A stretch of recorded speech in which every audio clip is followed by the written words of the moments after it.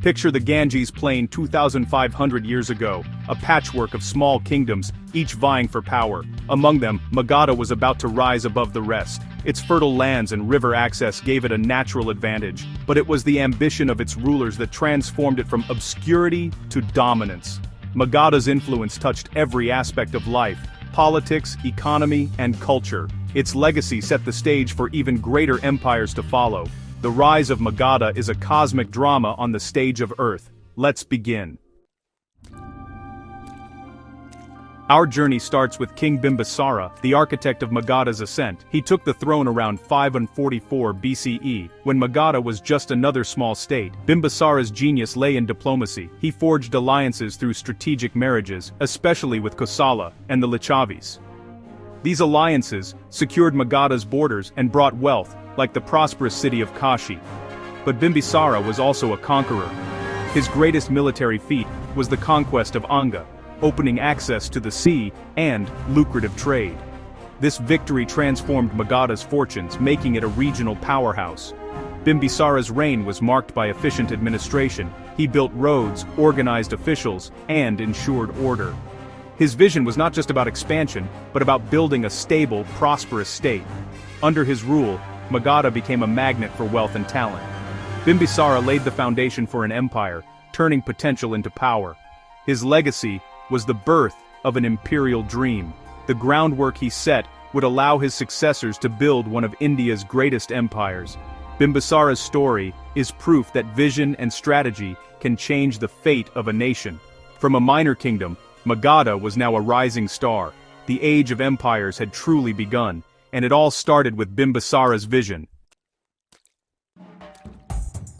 Every empire needs a capital, a symbol of its power. For early Magadha, that was Rajagriha, a fortress city nestled among 5 hills. Its natural defenses made it nearly impregnable, a perfect base for a growing kingdom. But as Magadha expanded, Rajagriha's location became a limitation. Too far from the Ganges, the lifeblood of trade and agriculture. Ajatashatru, Bimbisara's son, saw the need for change. He established a fort at Pataliputra, where the Ganges and Sun rivers met, a strategic crossroads for trade and control. His grandson, Udayin, completed the vision, moving the capital to this new site and renaming it Pataliputra. Pataliputra's rivers and moats made it a water fort, both secure and perfectly placed for commerce. The city quickly grew into one of the ancient world's largest and most magnificent capitals. From here, Magadha's rulers could command the entire Ganges Valley. The shift from Rajagriha to Pataliputra marked Magadha's transformation from a defensive power to an imperial superpower. The new capital became the nerve center of politics, trade, and culture. Pataliputra's rise was a masterstroke in the art of empire building. It symbolized Magadha's ambition to dominate northern India. The move set the stage for centuries of imperial rule. Magadha was now ready to shape history on a grand scale. The heart of the empire had found its true home.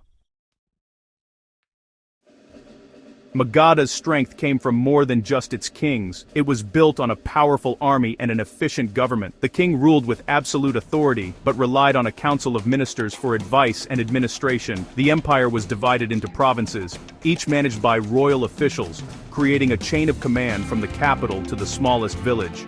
This bureaucracy collected taxes, maintained order, and kept the empire running smoothly. But the real muscle was Magadha's army, a fourfold force of infantry, cavalry, chariots, and most famously, war elephants. These elephants, drawn from the forests of eastern India, gave Magadha a terrifying edge in battle. Kings like Ajatashatru innovated with new war machines, making Magadha's military nearly unstoppable. The army wasn't just for conquest, it enforced the king's rule and deterred rebellion. The combination of strong governance and military might was the secret to Magadha's dominance. This system became a model for future Indian empires. Magadha's rulers proved that organization and innovation could build and hold an empire.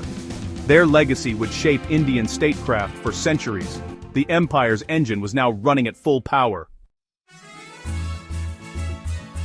What fueled Magadha's rise? Its wealth came from the land, the rivers, and the minerals beneath its soil. The Ganges plain was among the world's most fertile regions, producing abundant rice and feeding a large population. This agricultural surplus supported soldiers, officials, and city dwellers. Magadha's hills were rich in iron and copper, key resources for tools, weapons, and trade.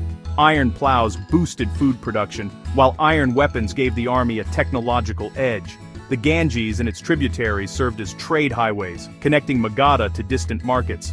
The move to Pataliputra allowed Magadha to control riverine trade and collect taxes on commerce. The kings introduced standardized silver and copper coins, making trade and taxation more efficient. Wealth from agriculture, minerals, and trade funded the army, built cities, and powered administration. Magadha's economic engine was unmatched in ancient India. Its prosperity was the foundation of its political power.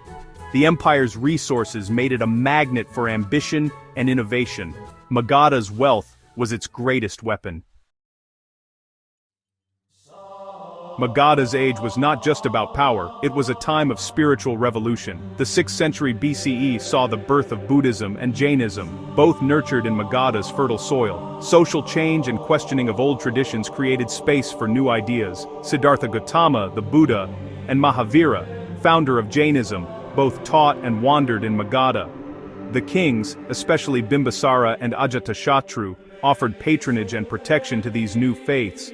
Their support gave Buddhism and Jainism legitimacy and room to grow. Both religions challenged the old order, emphasizing non-violence, compassion, and spiritual equality.